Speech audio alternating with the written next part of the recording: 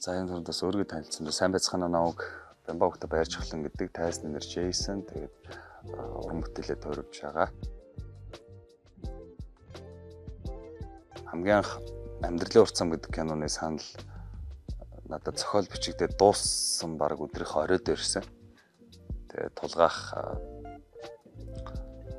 тулгатан пикчерсэн тулгаах үлээгүүгийн сумьягч хоёр зохиолыг бичсэн байсан. Тэгээд над зохиол маш их таалагдсан. Би оройдоо уншиж дуусгаад шууд тоглоё гэдэг саналаа хэлсэн. Тэгээд л тоглосон доо. Яг тулгаах над ингэж хэлсэн л дээ. Ахны ерөөсөө энэ зохиолыг чам зориулж бичсэн юм аа гэд яатсан. Ерөөсөө чи энийг л ингээд энэ гол дүртэн тоглоно.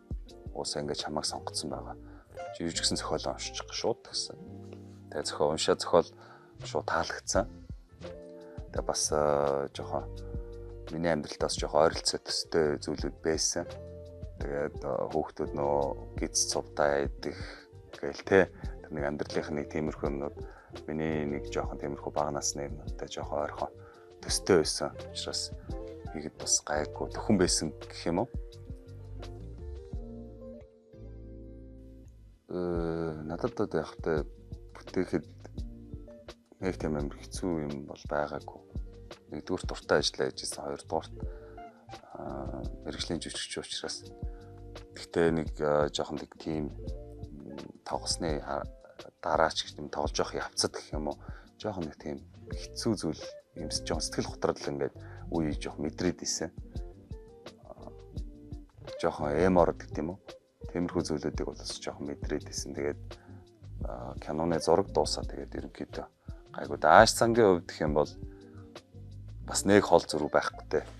Тэр үед тэгээд бас найруулагч бас тэгж харж дүрээ сонгож бас өгсөн болов гэж бас бодож байгаа.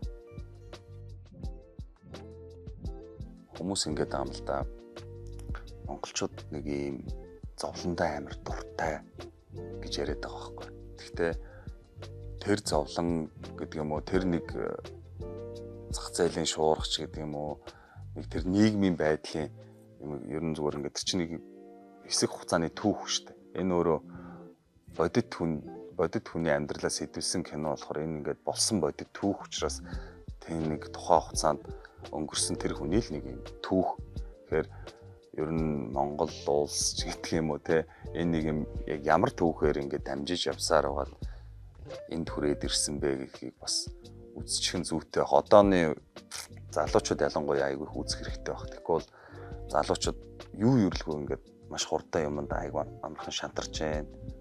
Залуучууд угаасаа ажил их амар дургу байна. Дургуул байна. Ажил давна гэсэн зар байна шүү дээ. Тэгнүүд нэг ажил хийх дургу байгаа юм шиг надад зүгээр санагдаад байна. Тэгэхээр тэрийг үзчихэд энэ үед нэг юм байсан юм л одоо харин гайгүй болцсон юм биш үү гэдэг нэг тийм итгэл урам зориг юу гэдэг юм жоохон өөртөө залуучуудыг жоохон юм инфлюенс авах болов гэж бас бодож байна. Би нөө жүжигчний мэрэгжилтэй тэгэл яг нөө залуу жүжигчин байхдаа дүр мөр шууд л ороод тоглодог байсан. Гэхдээ голцоо хөвчлэн надад эсрэг дүр тоглодог байсан. Дандаа эсрэг дүрийн ингээл янз бүрийн тиймэрхүү юм айгүйх тоглодог байсан. Тэгэхээр миний хамгийн анхны одоо эерэг дүр юм уу та. Тийм учраас яг амьдралын урт замын Сүхбаахын дүр илүү хайртай гэх юм уу?